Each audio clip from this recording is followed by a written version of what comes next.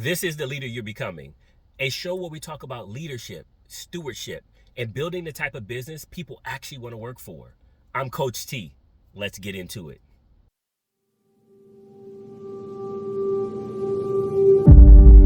Welcome back, everybody, to The Leader You're Becoming. I'm so excited. I get so excited. This is like one of my favorite times of the week where we could just sit here and talk about leadership and the leader we're becoming. If this is your first time, thank you. Thank you for showing up today. I'm so excited to have you. This is a place where we keep it 100% real about leadership and the dynamics and the challenges and the stuff that we talk about, but oftentimes us as leaders, we may not feel comfortable talking about what a lot of people, especially our employees, we can't talk about some of this stuff with, or we may not have other leaders or other people around us that are understanding the dynamics that we're going through. And so this is a safe place for all leaders out there that are just trying to become the best versions of themselves, right? And maybe you are not in a leadership position and you want to be, and you're eavesdropping in on this conversation that leaders are having about the challenges that they're having with maybe their boss above them, or if they're the owner within their people, and you're just trying to get some clarity and understanding because one day you aspire to be a leader of other people. And so if any of those are you, welcome in, and I appreciate you for being here. I do not take it lightly. The thing that you are giving this show is the most valuable thing that you have, which is your time. You can't get that back. You can give me $100 and you can go make that back, right? Somebody can give you $100 back, but time is not something you can get back. And so I truly, truly appreciate you for giving me your most important resource, which is your time. And with that being said, I'm not going to waste your time. Who am I? Right? I am Coach T. I've been in leadership almost 2 decades now. So about half my life at this point in time. I've done everything from working in startups to small blue collar organizations to corporate multi-billion-dollar organizations, anything where I'm leading a team of 5 or 6 to 50, 60 individuals, over $300 million in revenue at one point in time that I was overseeing within a region. And I've been a part of helping a company go from $5 million to $20 million and exiting and selling, and understanding that PE environment, selling to private equity, and understanding what that looks like and feels like from a culture standpoint within a business, and how to successfully go from a family-owned business to a more corporate-owned business that may operate individually but still within a corporate environment. And so I've seen a lot of it, and guess what? There's so much I still have not seen. And the stuff that I haven't seen, I'm excited about learning about. And so this is just something that God really put on my heart to start as far as this podcast is concerned, and this show, which is truly to have the conversation about the journey of leadership and how important it is for all of the people within the organization. And we create a unique environment that allows for people to enjoy coming to work each and every day. And so if that's exciting to you, I appreciate you. And you're going to like this episode, especially if you are a new business owner, or you're a business owner that's operated independently, or as an individual. You're a solopreneur, as they would say. This is going to be a great show for you today, because we're going to specifically talk about how to hire your first employee without breaking your business. And now, if you do have employees already, and you can, have maybe a $50 million company, there may be an opportunity for you to create a new role, or a time where you're going to create a new role. Or maybe you just need to look at the framework again of why you got all these people here, right? And so this can be applicable to either, but it'll be specifically probably most impactful and most important to an entrepreneur that's out there listening to this today that is saying, I want to hire my first employee. Now, this is a massive decision, and there's so many things that are going to be tied to it. And so today we're going to talk about the mindset that there has to be, and the clarity that must be involved in for you to be able to hire that first employee and they be successful, and you don't want to commit a crime because you're so frustrated with them. Right? And so, why would you be thinking about hiring your first employee? Number one is you're probably saying to yourself, I need some help, right? You've been doing it all by yourself. It's just you, me, myself, and I as the business owner. And you're constantly thinking about you need help because you're busy. You're getting a lot of traction with the business. It's starting to grow and you're starting to feel the pressure of, I'm not able to keep up with all of this and still try to have a home life and still try to have a social life, right? If you're one of those type of people that's trying to balance it all, and you're sitting there looking, you're saying, should I hire somebody right now? And I want to make this very clear up front is your first hire is not actually a hire decision. It's a leadership decision. I'll say it again. Your first hire is not a hiring decision. It's actually a leadership decision because you are no longer doing the work. You are now becoming responsible as the leader of somebody's time, right? Someone else's clarity and someone else's experience at work and the pay that they get that's going to be able to take care of their family. There is a major responsibility that takes place when you decide to hire your first employee.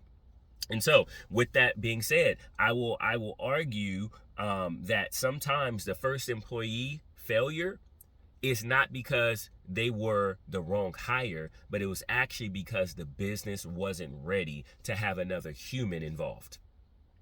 And I know that's hard. That might be, hard to hear if you have hired your first person and they came in and you're like, oh, they were trash. They were this. They weren't good. They weren't doing that. I will just ask you to have a level of curiosity throughout this show today to see, was it really them?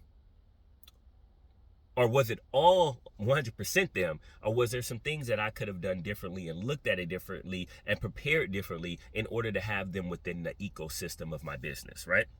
And so now, you're going to do it. So you've got to the point of where you want to hire. Now, there's an inner dynamic that is beginning to happen for a business owner. This is what's happening inside. They're saying to themselves, I need help. But then there's this other very loud voice that is saying, but are they going to do it like me? Right? I was recently at a networking event, and it was a great event. And this isn't the first time it happened at this event. It's happened several times since I've been there, which is I would hear somebody say they want to hire somebody, or they struggling to hire somebody, or the people that they have hired, they don't care as much as the owner cares, or they're not going to do it the way that they do it because they know how to get it done. Like, they have the business and they're successful up until this point in time, or it's becoming even more successful because they're doing it. The owner is actually the practitioner of the business. But that's actually a challenge and a dynamic that has to be dealt with, because if you need help but then you're trying to clone yourself, that's a tension, that's a problem that actually has to be dealt with. Because I will say this, as far as I'm concerned right now, to the day I die, your job is not to clone yourself. All right? Your job is not to clone yourself. Your job is to have so much clarity that your business can operate without you. So when you bring somebody on, they have clear objectives of exactly the outcomes that they are to produce to have a successful business. That is not cloning yourself. And so that is one of those things where now, you're going to hire somebody, but you can't but what'll happen is, if you don't deal with that, you will start to manage them like they're a backup of yourself. And if you start managing people based on you and your identity and who you are as a person and how you show up to work every single day, in the grand scheme of things, as a replica of you, you're going to burn them out. You're going to create frustration for yourself. You're going to confuse them. And then it's going to be a bad culture and they're going to leave. And then you're going to get potentially into a loop of a story that just says, you know what? They weren't good. It's so hard to find good help these days, etc., etc. And so my thing is this: at the end of the day, your job as the business owner is now, if you're hiring somebody, it is no longer to do your best work. as a practitioner. You may still do some practitioner type stuff. I'm not saying that at all. But now your job is to make the work again so clear enough that someone else can succeed.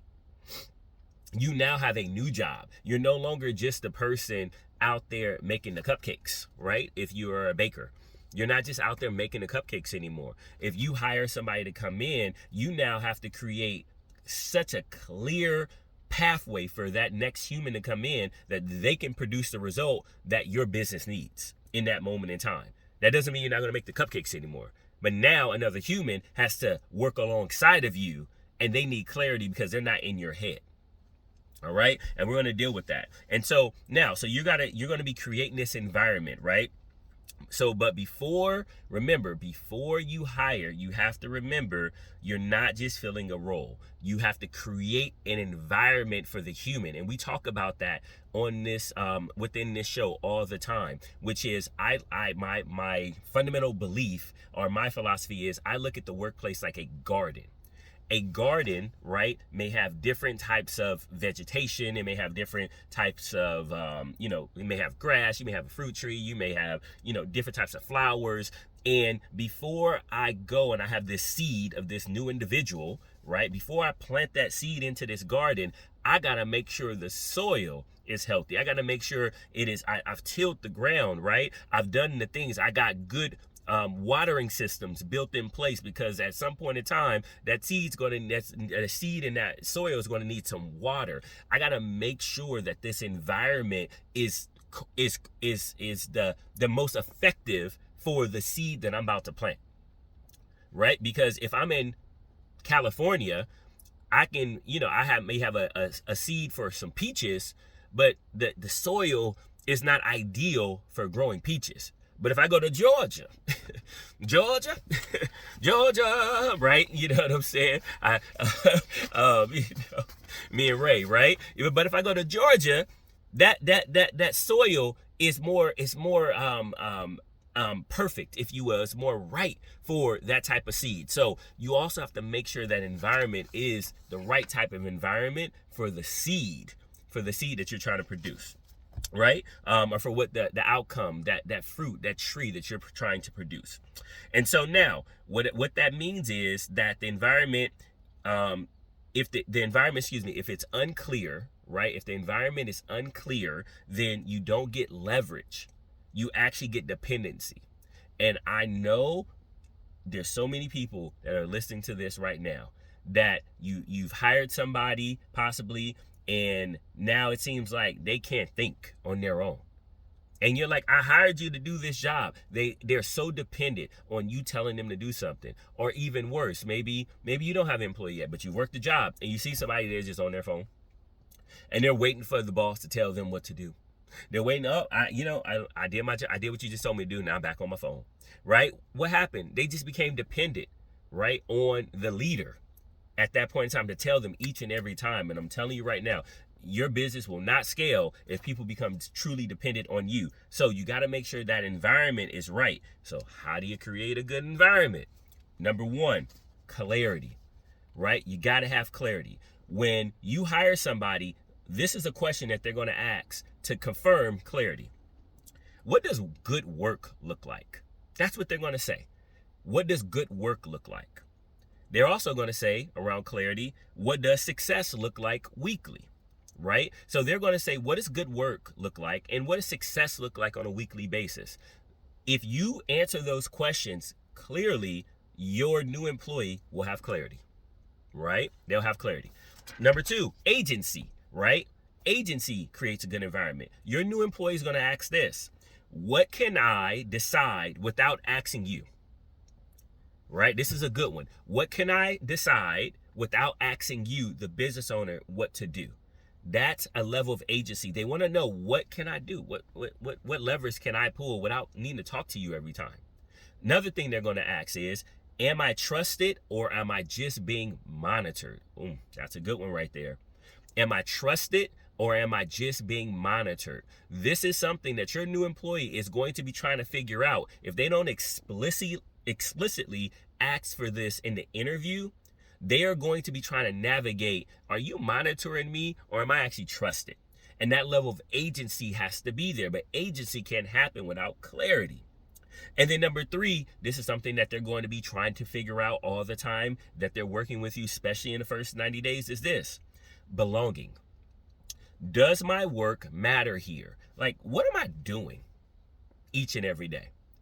Right? Like, what am I actually doing each and every day? I just interviewed somebody, and I was like, well, why do you want to work here? And they said, I'm so bored at my current job. I don't even know why they have my job. I finish my 8-hour shift in 2 hours, and I spend the next 6 hours watching Netflix. And I'm like, okay. Now, I know a lot of people that would be like, they would love, that opportunity. And I said, okay, but what's the problem? And they said, my work doesn't actually matter. This can be done by other people. They don't even need this role. And they were like, I'm the type of individual, I feel useless.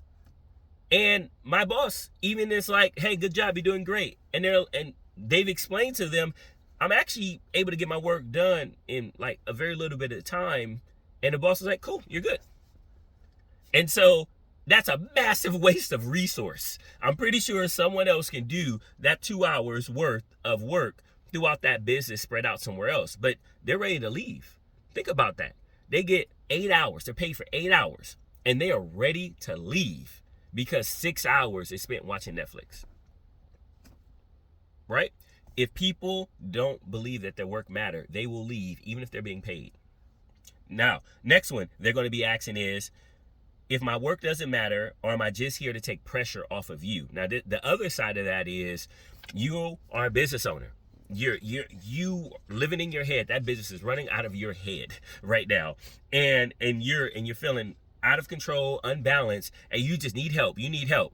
Well, if you have somebody come in to help, and all they see is they're just like your personal assistant, which, unless that is the role that you're hiring them for, but we're going to talk about how to define that role even for a personal assistant, not to get burnt out and be chasing around the fires that the owner is creating.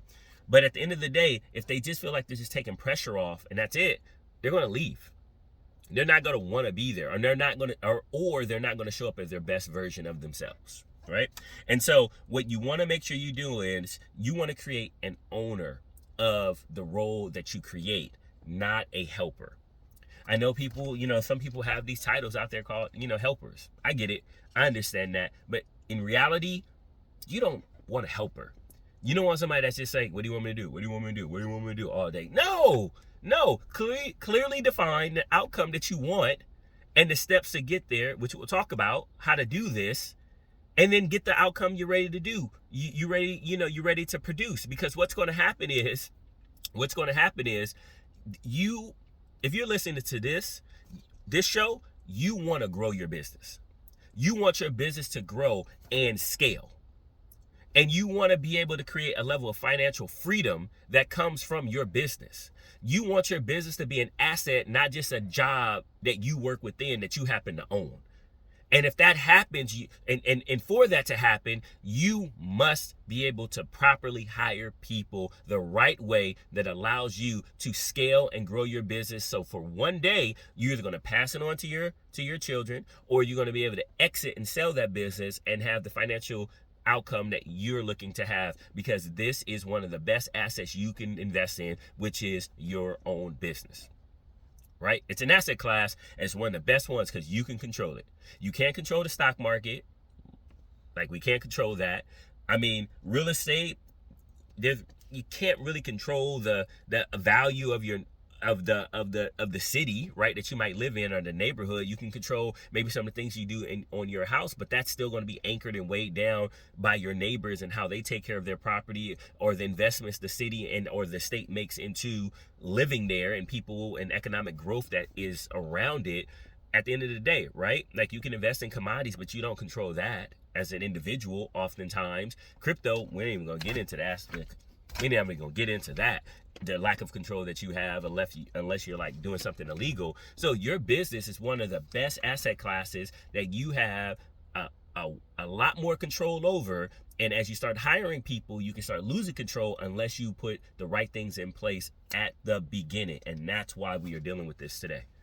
Right? One of the things I tell people at the networking event all the time, or just others, other business owners, is yes, you're small, but you need to start thinking about how you're going to sell this business. How can this business be valuable to someone else later? Not for the purpose of selling it, but for the purpose of preparing yourself and putting the right things in place that somebody would deem as valuable. And guess what? If somebody's willing to buy it, you still own it and you can still control it. You can continue to scale it and take the additional cash flow that comes from it, or you can have the option to make a decision to sell it. But it actually starts right now at the very beginning. You start building like that now so that you can get to that end goal, compared to you just running and working in chaos and then hopefully one day it gets there. No. Hope is not a strategy.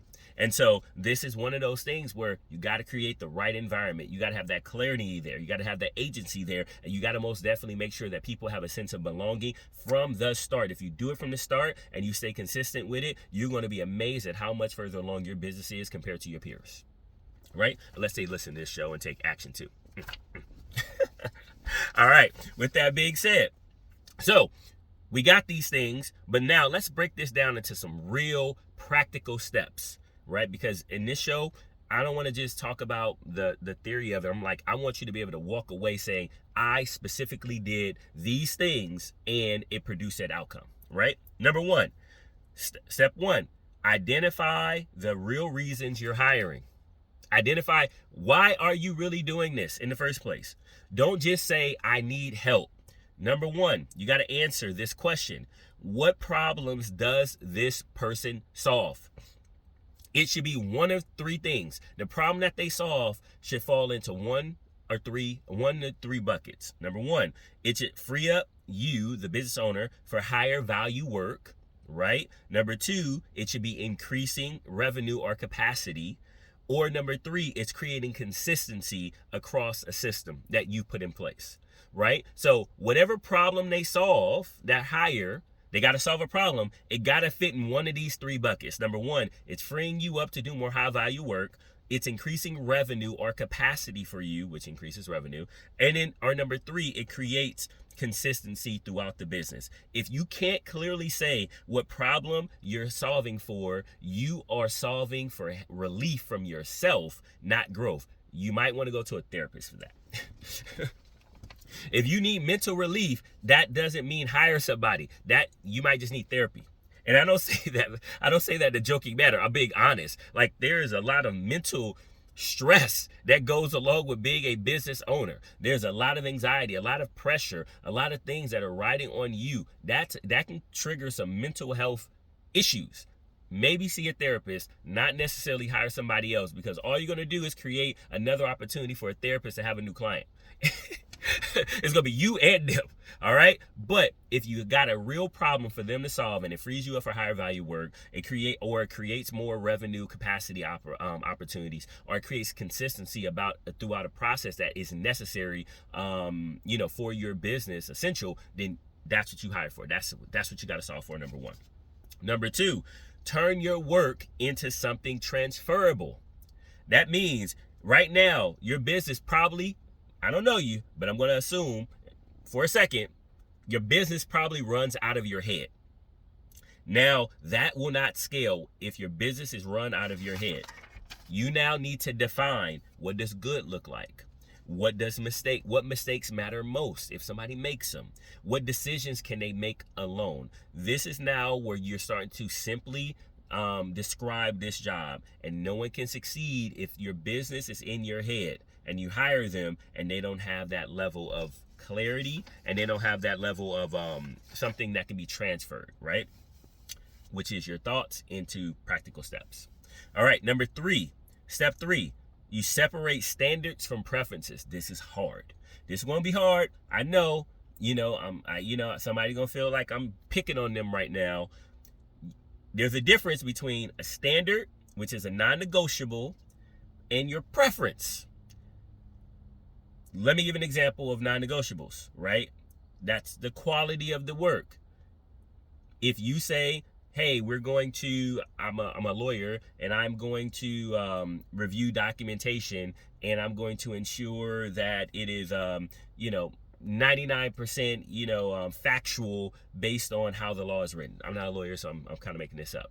Well, if you hire somebody and they do it at 90% facts and 10% opinion, well, that's low level quality. That's not the guarantee that you gave to your client. And so that would be an example of quality standards, right? Ethics. Don't steal. Guess what? Don't steal. Right? They steal, you're out. That doesn't work. Client experience, like what is the experience that you're promising to your client? And then can you objectively show that or measure a client experience? That is a standard. A preference, let's look at the difference here, is your style, your order, or your personal method. Now, as it relates to your personal method and your order, if you have vetted and you can prove that the exact method, the steps that you take produce a predictable outcome, and that predictable outcome delivers the result of the client experience and a level of quality that you will want to see in your business, then that becomes the checklist for the employee. That becomes a checklist. But if you have a preference for how you do things and it's not standardized, and you give somebody else the job and they may have a different approach to how they do it, that's a preference. And if you're going to give them autonomy to work it in their style but produce the same outcome, then you got to let go.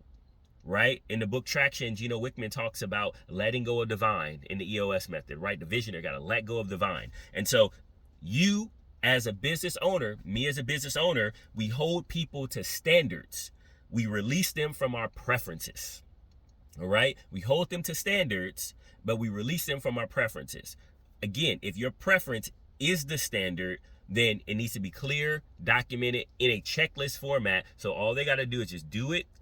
It's simple, KISS, right? Keep it simple, stupid. And it's right through, and they can do that work, and it produces the outcome. Now, if they go and do it, and it doesn't produce the outcome, and they're doing exactly what you told them to do, Alex Hormozy talks about this, and they follow your checklist, and it doesn't do it, then you got to go back. It's not their fault. It's your fault. What you did was a personal preference based on your skill set. It actually wasn't transferable. You need to produce a new checklist that is transferable. Well, we'll deal with that on another one. Right? Another show. Number 4, build a simple 90-day plan. Let's give them a winning day start. The first 90 days should be scripted, right? They should be narrow scope, exactly what their outcome is. What are they going to be doing? They should have checklists. We just talked about the importance of that. They should have examples of great work, right? So you can show them, like, this is what right looks like. And then weekly one-on-one check-ins. Like, a new hire should have weekly one-on-one check-ins, right? Let's go through your checklist. Let's see what you did. Let's look at the quality. Let's look at the standards. What issues are you having? What bottlenecks are there? How can I remove some friction out of what you're doing? What are some things I didn't even think of that now are evident because you're actually doing it? I'm not doing it myself, and I forgot that I do have to deal with this type of client over here because of X, Y, and Z. Now you're giving them a winnable start. This is where your culture starts to build. And then the next thing is here, you got to take and look at the financial impact. And this is important. When you're hiring somebody, it is not just their salary. You actually have to look at the total cost, and the total cost can actually be their salary, obviously payroll, taxes, and the time it takes for them to actually get up to speed. The rule of thumb is, if you're going to hire somebody, you want to think about 1.25 to 1.5x of whatever you pay them. So for example, if you're paying them $20 an hour, you actually got to think about $25 to $30 an hour, right? Which is 1.25 or 1.5x. That's going to be the true cost. And maybe that costs over a longer, like maybe 90 days of time while they ramp up in preparation to become truly autonomous within their role, at least first phase of autonomy within their role. So there is an economic cost that you have to consider.